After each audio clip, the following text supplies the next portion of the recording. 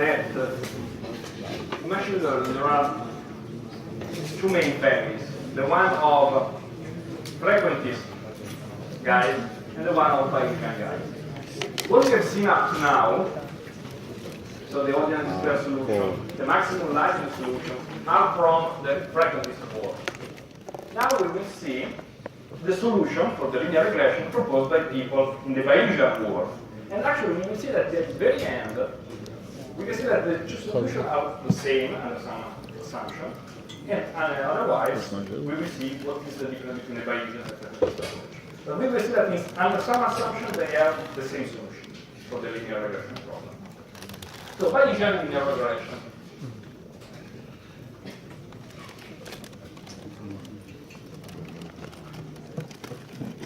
So, first of all, we have to say, what is the Bayesian approach? The Bayesian approach is based on the Bayes theorem.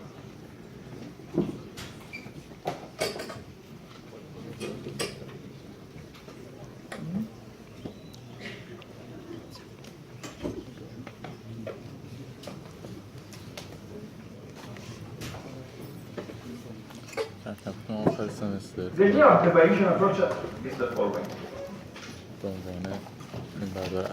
In the Bayesian approach, I want to compute what is the probability of some hypothesis, that's called H, of a given hypothesis, given what?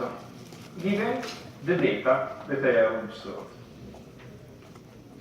So you want to say, what is the probability of this hypothesis given that I have observed this data? To do this, you apply, the Bayes theorem. And so, what is? This is the probability that the data has been generated by your hypothesis, okay, times the probability of your hypothesis. This is called the prior probability. So the probability that you assume to have over the hypothesis is a prior probability. So it's the probability of an hypothesis without looking at the data, without information about the data. And then you have the probability of the data. Okay. So usually this is not interesting, the probability of the data. Is actually acts as a normalizing factor in order for the probability to sum to 1. So the important is the other term. This term is usually called the posterior. Why the posterior? Because it's your knowledge about the model post, after you have seen the data, posterior distribution over the model. And is directly proportional, because we want to describe this term that is not interesting. This posterior is directly proportional to what? To this quantity. What is this quantity? Is the probability of the data given a model. This is called the likelihood. We have already seen this term where, when we have seen the solution by maximizing the likelihood. So the likelihood times, and this is called the prior. So your prior knowledge about the models. Okay? So here it comes out that the posterior is obtained starting from a prior. That is, without looking at the data, I assume that the true model is this one. This is your prior knowledge. That can be uniform, in the sense that you have no knowledge. And so you give all the same weights to all the possible models. Or maybe you have knowledge, and you say, I know that probably the true model is here. So you give more probability to this kind of model and less probability to the other models. So this is your prior knowledge. You take this prior knowledge, you multiply the prior knowledge by the likelihood. What is the likelihood? Is the probability of observing the data given that the model is true. And this product is directly proportional to the posterior. So that the probability of your hypothesis given the data. Okay? This is the frame of Bayesian inference. And now we will see how to apply in the case of linear regression. This is very general premise that is applied everywhere. And the first difference with respect to what we have seen in the frequentist approach before, what is? In the frequentist approach before, you looked only at the likelihood. You look only at the likelihood, without taking into consideration any prior. So this is a weakness of the frequentist approach. The weakness is what? Not having a prior, so not incorporating knowledge about the domain. While in the Bayesian setting, you incorporate knowledge here, specifying your prior. In the frequentist approach, you have not this way. You have only the likelihood. And as we have seen, the likelihood, if you have a few data, overfits the problem. If you only maximize the likelihood, you overfit the problem. And actually, as we will see, Bayesian avoids overfitting from the prior. So the trick in the Bayesian world to avoid overfitting is to set some kind of prior there. And then we will see the relationship between the Bayesian approach and, for instance, ridge regression.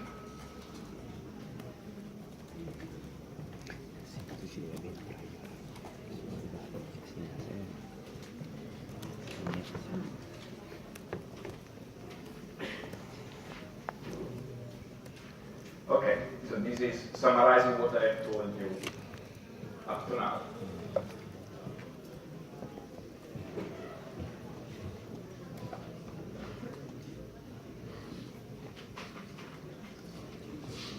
Okay.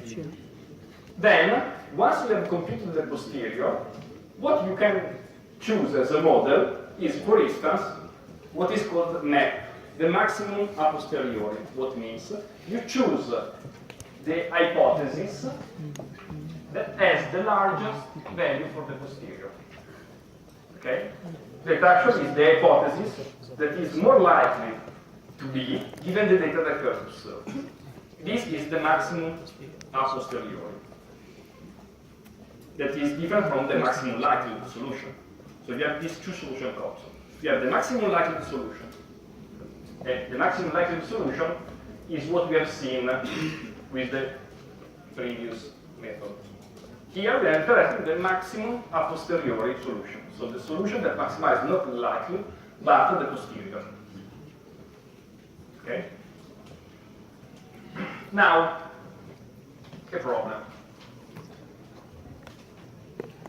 When we have dealt with maximum likelihood, we have done an assumption. We have assumed what? That the model has a noise that is distributed like a Gaussian. Zero mean and some variance sigma square. Perfect. Now we have the problem. Suppose that the likelihood is again a Gaussian, as we have done before. Now we have this problem. What is the distribution that you use for the prior? And as a consequence, what is the distribution that you get as posterior? Because you have to multiply these two. Okay. Here, if we want to have an analytic solution to the problem, we need to use what are called conjugate priors. Do you know what is a conjugate prior? No. No? Okay. A conjugate prior is the following. You have to do the product between two distributions to obtain another distribution.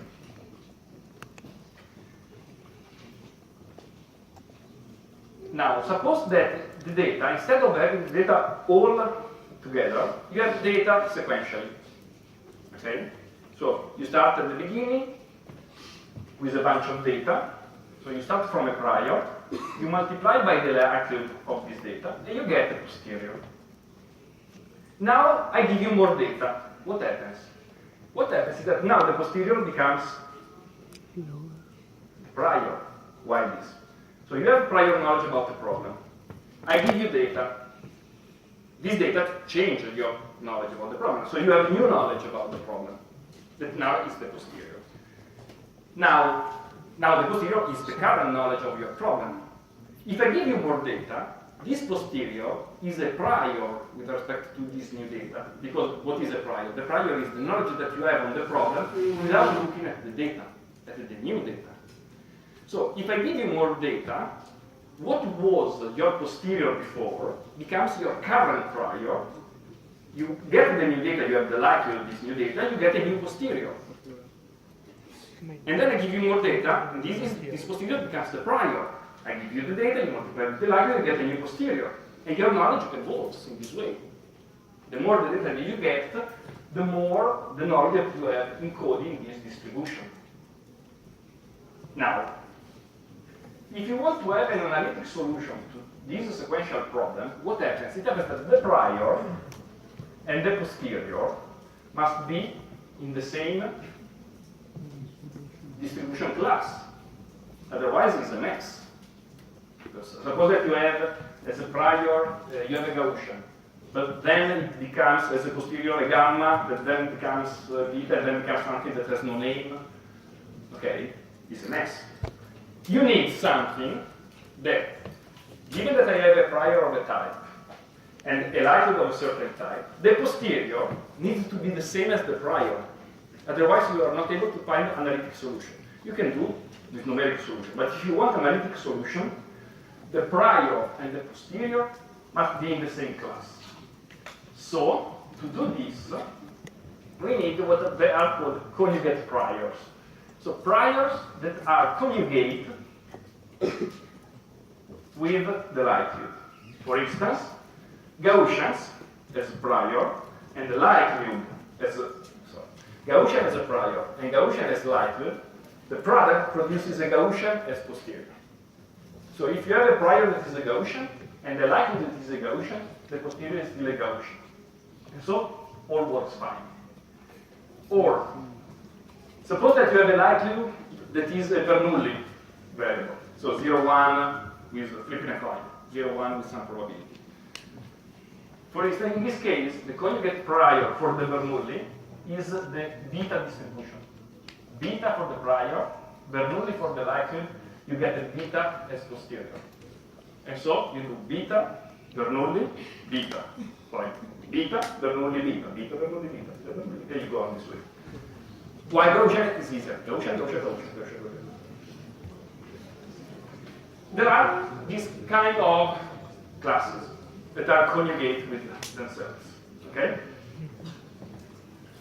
In our case, let's focus now on Gaussian. So we assume to have a prior that is Gaussian, a likelihood that is Gaussian, so we get as a posterior Gaussian.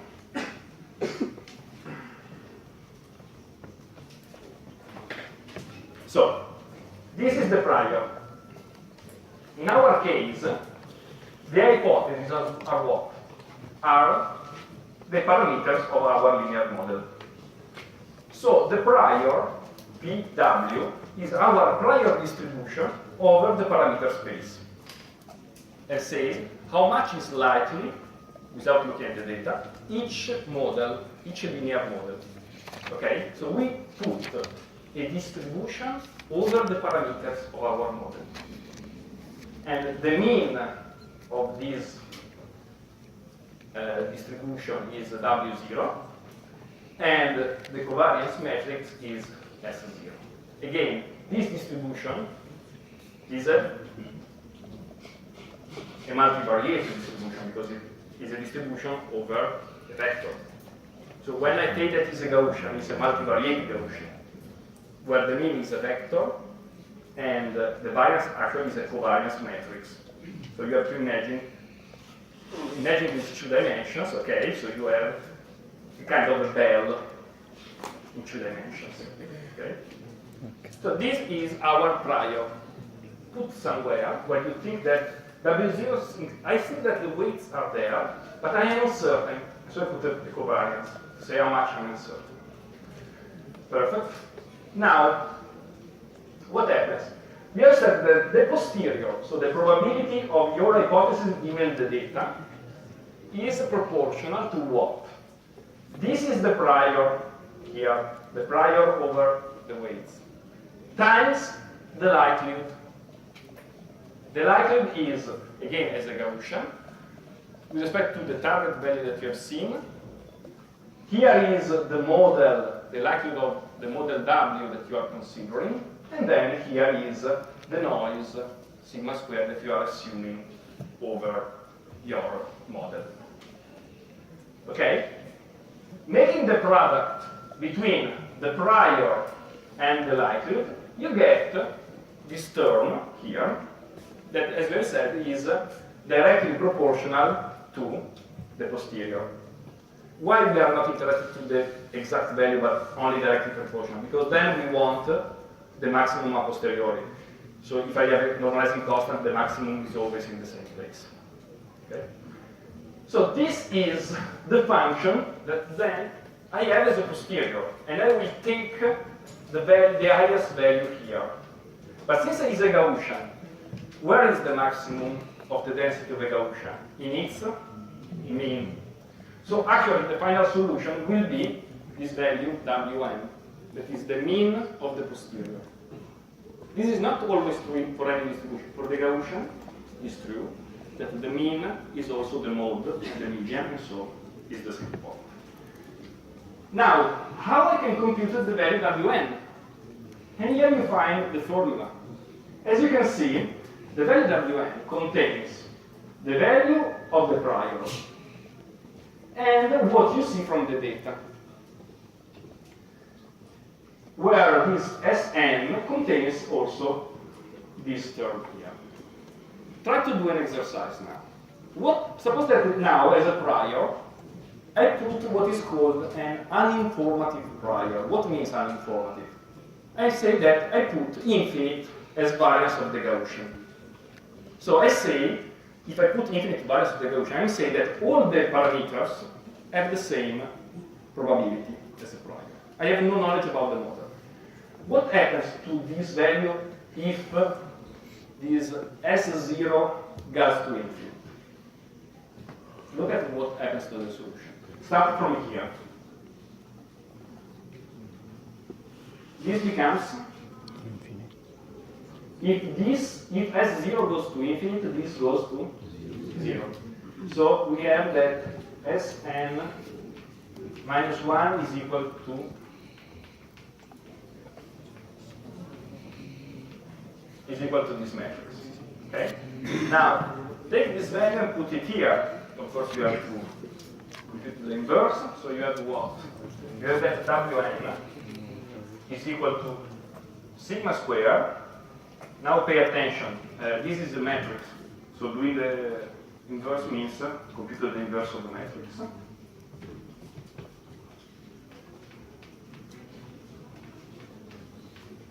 Okay?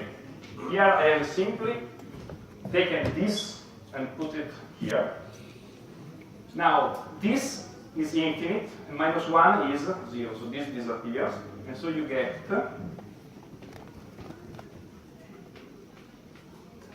P transpose T, and here you have 1 divided sigma square. Sigma square goes away, and what's this?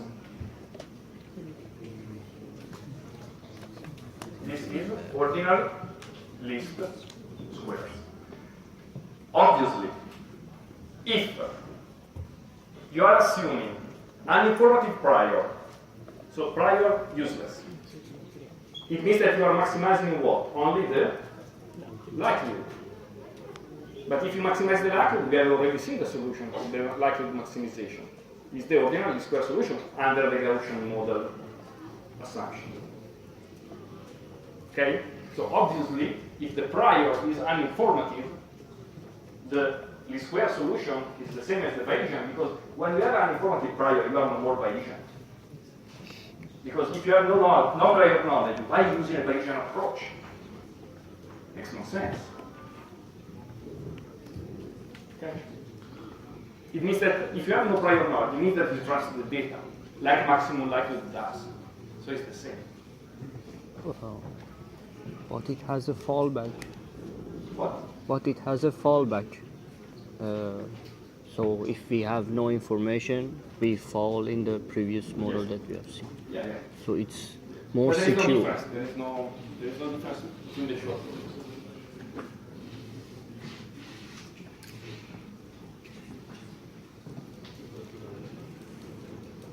Okay? Now, more interesting, let's do this other exercise. Suppose that now the prior is W0 equal to 0. Okay? And S0 equal to lambda squared times the identity.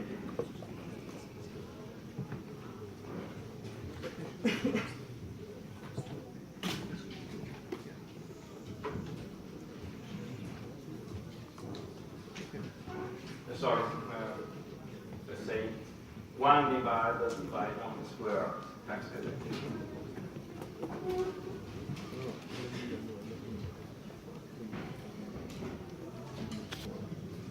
Okay, let's try to do the same exercise. And so put here the stuff.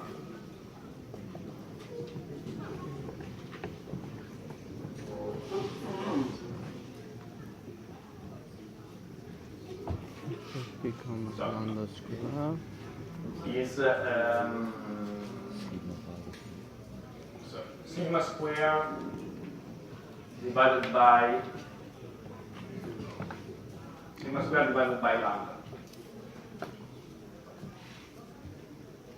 divided by lambda times the identity.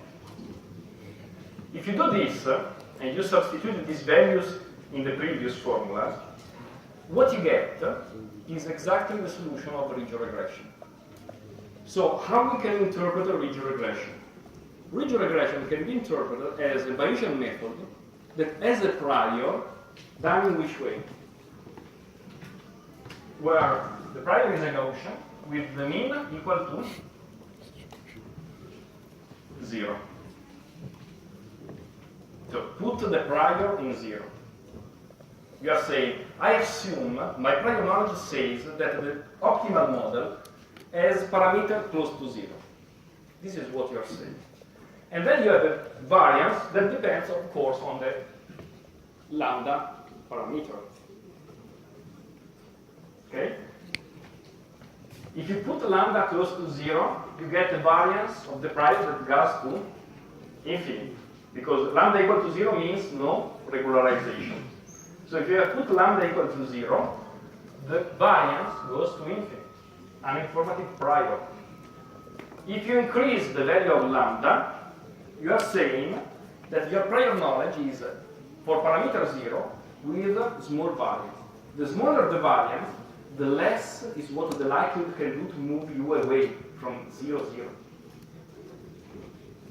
Okay? So ridge regression is like saying, like putting prior knowledge in your model and saying that the true solution is close to 0. And the strength with which you are saying this is given by the regularization parameter that is inverse correlated to the variance of the prior. Is this that you are doing? You are bringing the parameters down to 0. Pay attention that while the ridge regression can be interpreted in this way, so ridge regression takes the parameters and brings them towards 0 because you have a prior there. With Bayesian regression, you can put the prior wherever you want, not only in 0. So while the ridge regression always puts the prior, let's say, implicitly in 0, Bayesian regression, you can put the prior where you want. If you believe, you know by your knowledge that W0 equal to 100 and W1 equal to 10 is close to the true solution, you can encode this in the prior. And you can exploit this. It's another kind of regularization, more flexible than the ridge regression. Here you can see an example. You can see an example with, suppose that you have this model that has generated the data. So minus 0.3 plus 0.5x plus Gaussian noise. So this is a simple linear model, linear in the input, x, only 2 parameters, plus a noise. Suppose that the x values are uniformly taken in -1, 1, so this is the input domain, -1, 1. and the distribution is uniform. And suppose that you have this model, and as you can notice, in this model, you can learn the true model. Okay? It means that your hypothesis space contains the true model. We assume to know the noise, the values of the noise. Okay, this is not common. Okay, and we tau square was the parameter that you use for the initial, for the variance of your prior. So your prior, okay, has a covariance matrix that is 0.5 times the density. You have this kind of prior. What means this? It means the following. So this is the parameter space. And this is your prior distribution. It's centered in 0, highest value. Then is a Gaussian. As you can see, the Gaussian has the same variance on the two axes, because it is 0.5 for the first component, 0.5 for the second component, diagonal covariance matrix. So you have circular isolevel lines. Okay, so this is the prior distribution. You are saying that this is the best model under your prior, and then the probability decreases when you go to consider other linear models. And these are some models sampled from this distribution. Okay, so this is a distribution. I can take a sample from this distribution. That means a weight vector. Each weight vector is a line in the input-output space. And here you see some samples from that distribution. Okay, now this is the prior. Now we look at data. Looking at data, one point, you see the point here in the input-output space. You see the point here in the likelihood. What means? It means that this point here produces this likelihood. So all the models that are red have the largest likelihood, and then the likelihood decreases in this way, given that point. What are the values that are here that are as the largest likelihood? Are all the linear models that pass through the point, because they are the most likely to generate that kind of point under Gaussian assumption. Okay? Now, if you multiply the prior times the likelihood, you get the posterior. And this is the posterior. And here, the red line now are samples from this posterior. So take samples from these posteriors. Each point taken from this posterior is a model, linear model in the input-output space. Okay, so here is the solution before looking at points. You see one point, and this is the new distribution of the model that you have. Okay, so in the Bayesian approach, you explicitly model distribution over the parameter space. Now, this is the posterior, but we get a new sample. And now, so this becomes the prior. You see another sample here. The likelihood of this sample is here. You multiply this likelihood by this prior, and you get this posterior. As you can see, you are getting the white cross is the true model. You are getting closer to the true model because you are collecting more samples. Your uncertainty is reducing. At the beginning, you have almost no clue what is the true model. You are getting these samples, and you are concentrating your probability distribution around the true model. Of course, when you have infinite samples, you will be there. So now you get many samples. You can get all the likelihood of all these samples. You can multiply the prior with the likelihood, and you will get the new posterior. The posterior shrinks around the solution more and more. And as you can see, if you sample some model from here, you get these red lines. Okay? Again, anytime with the Bayesian theorem, we have not one solution, but you have a probability distribution over all the models. You give some probability to all the models. Then, of course, you can take one of them, and maybe you can take the maximum, the one with the maximum density. But you have more information than the maximum. You have also the uncertainty. You can ask yourself, how much am I uncertain about the model? Because all the models have some density there. Now, in fact, we can simply take the model with the largest density, or we can compute the following. The predictive distribution. What is the predictive distribution? Is the distribution over the output variable obtained by taking into consideration all the models, but each model with its density. Look at here. So the probability of any value of t, the output value, given all that you have seen prior of your knowledge, is given by the following integral. What is this integral? Look at, you are integrating over what? Over all the possible models. So you are asking yourself, consider all the possible models that you have. Again, integral like summation. So you are taking into consideration all the models. For each model, you ask to the model what? You ask to the model its prediction. And the prediction will be a Gaussian, because we are assuming that the error is a Gaussian. So each model W predicts over T a Gaussian with this mean and this variance. But I have infinite models. And each one of these models has a posterior distribution that is given by this Gaussian. Okay, what means? Go back. It means the following. Ask to each one of these models what is its prediction. And he will answer with a Gaussian over the output space. Now, the final distribution will be a mix of all of these Gaussians weighted by the probability of each one of these models. Of course, all the blue ones have a weight that is almost zero, so they are not important.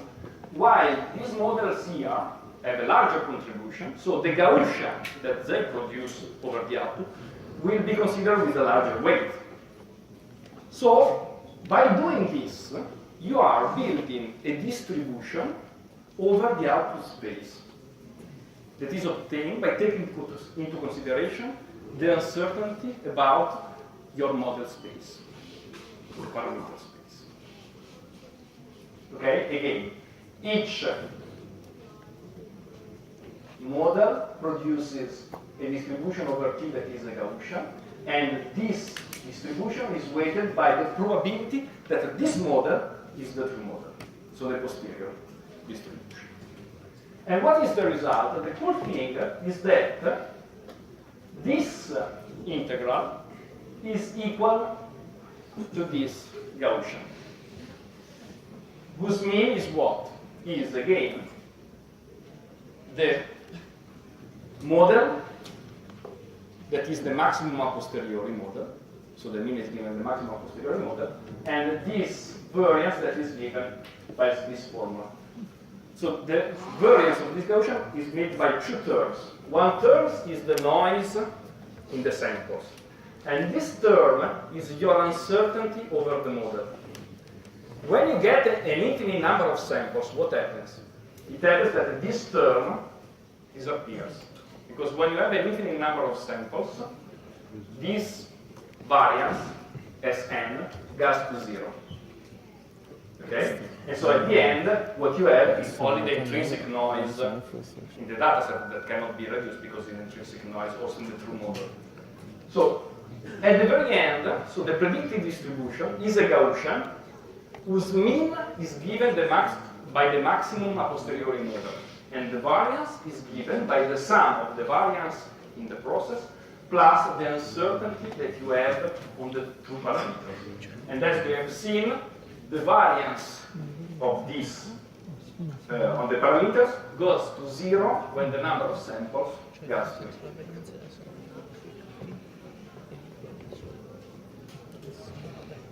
Here we see what happens. This is the predictive distribution at the beginning when you have only one sample. As you can see, the red line is the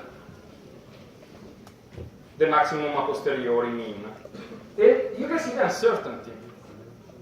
And what you see, the uncertainty is very large, far from the sample. Here, where you are far from the sample, the pink area is the uncertainty. When you go close to the input space where you have the sample, the uncertainty decreases, because you have seen some data there. When you go far from the other side again, the uncertainty increases. Now you get a new sample, and you see here. Now the red line is the posterior that you get. And the uncertainty again is lower close to the samples, larger far from the samples. When you, and so on, when you go on with this, and as you can notice, when you have many samples, okay, you have the red line again that is the maximum a posteriori, and you have the pink area. As you can notice, the pink area will never go to 0. Why? Because we have said that our uncertainty is the sum of two terms. One that goes to 0 with the sample, and the other is the intrinsic noise that cannot be reduced, because it's noise intrinsic in the samples. As you can see, the samples do not belong all to the green line. They are close to the green line. So this uncertainty cannot be reduced. Okay? Even asymptotically. And so this is how the Bayesian approach models the distribution over the output in a linear regression model.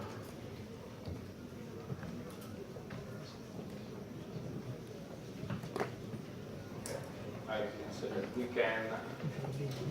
can stop here. Do you have questions? Yeah. We use only for distribution data, or we can sample from our training set Yeah. and use. You can in Bayesian you can use with only one batch of the data. If you have already data, you can use on. There's no sense in doing sequentially unless for computational reasons. But in many cases, data comes sequentially. But you can use it in any sample size as you want. Because when you update the posterior, you can do it with one sample, with 10 samples, with 100 samples. You can do an update. Doing that approach together. Yeah. It's not better because we, from the prior. It's the same. It's the same. It's the same. It's the same. Exactly. My question is, what confuses me about this approach is we don't have the prior, we don't know the distribution. It's true, we do not have the prior. It's the same as saying we do not know lambda in the ridge regression. In many cases, you have some hint, and you can use this hint as a prior. In ridge regression, you do not know the lambda value, but you use lambda to shrink the value. Can you make an assumption that it's a Gaussian, for example, and start from there? You can also say that I believe that the true model is there, maybe because I know. Maybe I'm not sure of the parameters, I need the data, but I know that the parameters are in this area, in other area, and so you can put it in the Bayesian. It's not true that you do not have information on the parameters. So you make an assumption just like you make an assumption